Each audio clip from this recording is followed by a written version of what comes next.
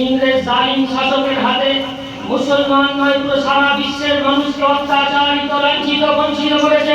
সুতরাং এই দেশকে আমাদের ভারতবর্ষকে আজাদ করতে গিয়ে, গোলামীর শিকড় থেকে মুক্ত হতে গিয়ে শুধুমাত্র অমুসলিমদের নয় বরং ওলামায়ে কেরামদের বহুত অবদান রয়েছে। কিন্তু বড়ই আফসোস ও পরিতাপের বিষয় যে আজ ইতিহাস খুললে একটাও মুসলমানের নাম দেখতে পাওয়া যায় না। মুসলমানের সাথে বড়ই গাদ্দারি হয়েছে, মুসলমানের সাথে বড়ই ধোঁকা হয়েছে। আসল সত্যি যেটা, মুসলমানের কোনো অস্তিত্ব ছিল না, মুসলমানের কোনো অবদান ছিল না, ওলামাদের কোনো অবদান ছিল না, এটা কিন্তু মোটেই না। বরং মুসলমানের ইতিহাসকে ইতিহাসের পাতা থেকে মুছে ফেলা হয়েছে। মুসলমানের ইতিহাসকে মানুষের মন থেকে, মানুষের দিল থেকে মুছে দেওয়া হয়েছে। কখনো সেটা চাই না, অমুসলিমরা চাই না মুসলমানের ইতিহাসকে, মুসলমানদের পূর্বপুরুষের জীবনীকে, মুসলমান হোক চাই অমুসলিম হোক, কারণ অন্তরে কারণ সিনায় সেটা গাদা থাক। সুতরাং বাস্তব দেখতে গেলে হযরত গোলাম মুর্তজা রাহমাতুল্লাহ আলাইহি উনি একটা ইতিহাস লিখেছিলেন, যে ইতিহাসের নাম ছিল চেপে রাখা ইতিহাস।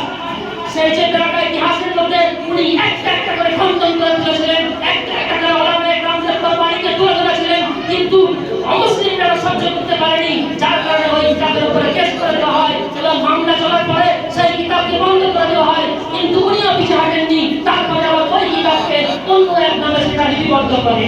সুতরাং ওলামায়ে কেরামদের কোরবানি আমরা সকলে শুনে থাকি, মুসলমানদের কোরবানি আমরা সকলে জানি যে 1857 থেকে, কিন্তু বাস্তবে 1857 থেকে 100 বছর পূর্বে ওলামায়ে কেরাম, মুসলমানের কেরাম তাদের কোরবানি, তাদের মুজাহাদা এই দেশকে আজাদ করার জন্য, ইংরেজদের জালিম শাসকের হাত থেকে, গোলামীর শিকল থেকে মুক্ত করার জন্য শুরু হয়ে গিয়েছিল।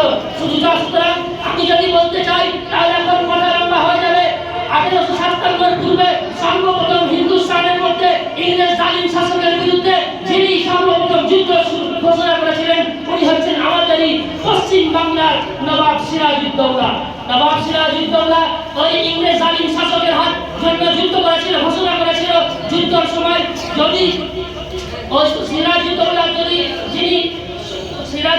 যিনি আমির ছিলেন অর্থাৎ সেনাপতি মীর জাফর, উনি যদি গাদ্দারি না করতো, সেই মীর জাফরের গাদ্দারি যদি না হতো, তাহলে নবাব সিরাজউদ্দৌলার ভয়টা কিন্তু আলাদা হতো। সেই মীর জাফরের গাদ্দারির কারণে নবাব সিরাজউদ্দৌলাকে পরাজয় হতে হয়েছিল, হেরে গিয়েছিল সেই যুদ্ধে। কিন্তু এখান থেকে শুরু হয়েছিল হিন্দুস্তানের মধ্যে মুসলমানদের এই ইংরেজ শাসকের বিরুদ্ধে লড়াই দাঙ্গা।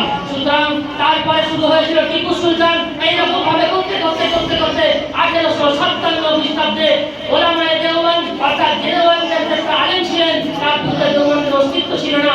ওই দেওবন্দ 1857 খ্রিস্টাব্দে দেওবন্দের প্রতিষ্ঠাতা হয়। সুতরাং এর পূর্বে 100 বছর পূর্বের ইতিহাসকে মুছে দেওয়া হয়েছে যে মুসলমানরা এই দেশকে স্বাধীন করার জন্য কিছুই করেনি, ওলামায়ে কেরামরা এই দেশকে স্বাধীন করার জন্য কিছুই করেনি, কিন্তু বাস্তব সেটা নয়। সুতরাং আমি এই ওলামায়ে কেরামদের অবদান, এই দেশকে মুক্ত করার জন্য, এই দেশকে গোলামীর শিকড় থেকে আজাদ করার জন্য, মুক্ত করার জন্য ওলামাদের কি অবদান রয়েছে সেই অবদান সম্পর্কে অল্প কিছু আলোকপাত করার জন্য আমি আমাদের মাদ্রাসার ছাত্র হাফেজ আবু হুরায়রাকে দাওয়াত দেবো। সে আসলে এবং তার সংক্ষিপ্ত বক্তৃতা আমাদের সম্মুখে পরিবেশন করবে।